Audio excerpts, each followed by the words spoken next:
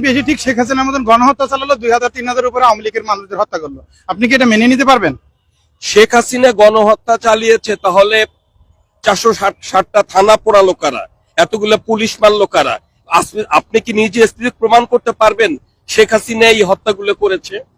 শেখ হাসিনার কথাবার্তা তো এখন সব আছে, মিডিয়াতে সব বেরিয়ে আসছে। ভাষায় কথা বলুন, বলেন সাবেক মাননীয় প্রধানমন্ত্রী।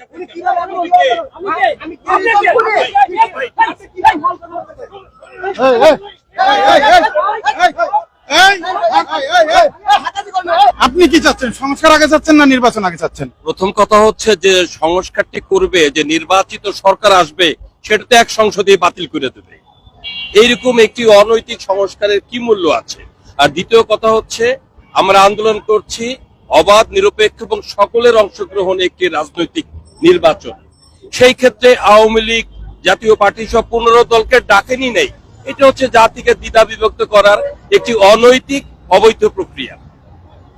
অবশ্যই আওয়ামী লীগ, জামাত এবং বিএনপি বাদ দিয়ে যে নির্বাচন করেছে এটি একটি একদলীয় নির্বাচন হয়েছে। আবার আওয়ামী লীগ, জাতীয় পার্টি, অন্যান্য নিবন্ধিত দলকে বাদ দিয়ে যে নির্বাচনটি করতে যাচ্ছে এটি একটি একদলীয় নির্বাচন, এবং এটা জাতির জন্য অবশ্যই একটি ধ্বংসের একটি কারণ, এবং জাতিকে দ্বিধা বিভক্ত করা এবং একটি গৃহযুদ্ধের দিকে দেশকে নিয়ে যাওয়ার জন্য একটি মহল পায়তারা করছে। আমি যদি আপনাকে প্রশ্ন করি, এরপরে ধরেন বিএনপি ক্ষমতা আসলো, বিএনপি এসে ঠিক শেখ হাসিনার মতন গণহত্যা চালালো, 2000-3000 উপরে আওয়ামী লীগের মানুষদের হত্যা করলো। আপনি কি এটা মেনে নিতে পারবেন? শেখ হাসিনা গণহত্যা চালিয়েছে, তাহলে 460টা থানা পোড়ালো কারা, এতগুলো পুলিশ মারলো কারা? আপনি কি নিজে প্রমাণ করতে পারবেন শেখ হাসিনা এই হত্যাগুলো করেছে? শেখ হাসিনার কথাবার্তা তো এখন সব আছে, মিডিয়াতে সব বেরিয়ে আসছে। ভাষায় কথা বলুন, বলেন সাবেক মাননীয় প্রধানমন্ত্রী। সাবেক মাননীয় না, সাবেক মাননীয় না, সাবেক খুনি স্বৈরাচার সরকার সে এজেন্ট। আপনি কোন পেশাদার সাংবাদিক নন, আপনি কোন পেশাদার সাংবাদিক হওয়ার যোগ্যতা রাখেন না। আপনি কোন শুনেন, আপনি মাননীয় বলবেন না। মাননীয় বলবেন যে আমাদের দেশে 3-4টা নির্বাচন দেয় নাই, আপনি কেন তাকে মাননীয় বলবেন?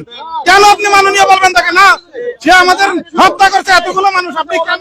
হত্যাকাণ্ড তো বিচারে প্রমাণের ব্যাপার। ভাই এটা প্রমাণ করবেন না।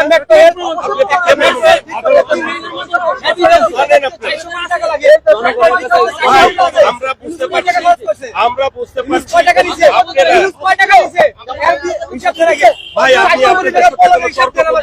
আমার কোনো তর্ক করার দরকার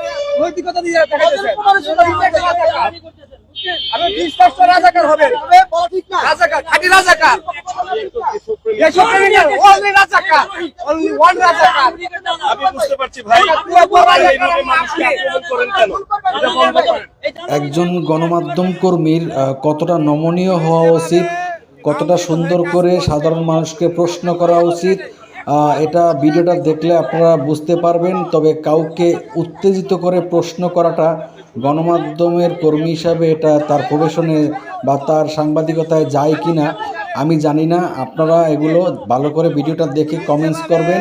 তবে সাধারণ মানুষের ভিতরে এভাবে তর্ক সৃষ্টি করা, বিবাদ সৃষ্টি করা উচিত নয়।